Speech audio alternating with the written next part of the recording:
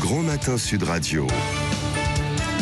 L'édito politique. Et c'est avec Thierry Guerrier. Bonjour Thierry. Bonjour Cécile, bonjour Patrick, bonjour à tous. Avec un sondage exclusif très intéressant, IFOP Fiducial, CNews et Sud Radio, qu'on vous révèle ce matin et qui montre que si l'élection présidentielle avait lieu dimanche prochain, eh bien, Emmanuel Macron serait réélu. Et oui Patrick, de prime abord, vous avez raison, le président de la République a toutes les raisons d'être satisfait de ce sondage qui le donnerait gagnant à nouveau face à Marine Le Pen au second tour d'une présidentielle dimanche prochain.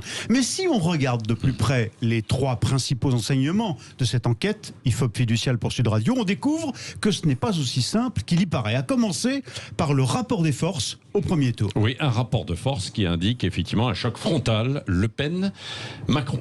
Oui, qui ferait presque jeu égal au premier tour. Dans ce sondage, en effet, avec entre 26 et 28% d'intention de vote chacun, selon les hypothèses, Marine Le Pen et Emmanuel Macron se marquent donc à la culotte. Et avec la marge d'erreur, l'hypothèse d'une Marine Le Pen qui sortirait en tête du premier tour, hypothèse déjà apparue avec le même sondage en octobre dernier, cette possibilité semble se confirmer. Donc, premier enseignement de ce sondage, la patronne du RN reste la meilleure opposante à Emmanuel Macron à ce jour. Et la droite classique dans cette enquête, comment est-ce qu'elle se comporte? Alors, c'est le deuxième enseignement de ce sondage. Il n'y a toujours pas de grosse envie, je dirais, de droite classique de la part des électeurs qui la mettent loin derrière Le Pen. Avec 11 ou 12% des intentions de vote, selon les scénarios, pour les deux noms testés par IFOP Fiducial pour Sud Radio, pour incarner la droite, Xavier Bertrand ou François Baroin, c'est toujours un score médiocre. 11-12%, je vous disais. À noter tout de même qu'il progresse d'un petit point 10-11 par rapport à la même enquête en octobre dernier et qu'ils sont au coude à coude désormais. C'est-à-dire que Xavier Bertrand a rattrapé son petit retard d'un point sur son rival Baroin. Ils sont à égalité. Oui, et troisième enseignement de ce sondage, selon vous alors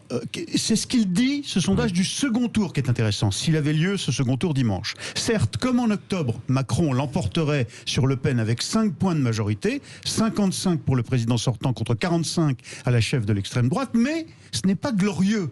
Avec une marge d'erreur de 2 points, le président voit donc l'hypothèse d'une réélection ne tenir qu'à un fil, 3%. C'est très fragile, une toute petite marge de sécurité. D'autant que même si les passions françaises s'exacerbent en ce moment, on le voit bien, nous ne sommes pas vraiment en campagne. Qu'en sera-t-il quand les électeurs vont commencer sérieusement à réfléchir à l'élection présidentielle et le cas échéant à chercher un leader à droite? Et après une crise économique et sociale, dont les mesures, on ne voit pas encore quels vont être les effets. Oui, on y reviendra tout à l'heure aussi en détail avec vous sur ce résumé et puis la droite qui se cherche un leader éventuel.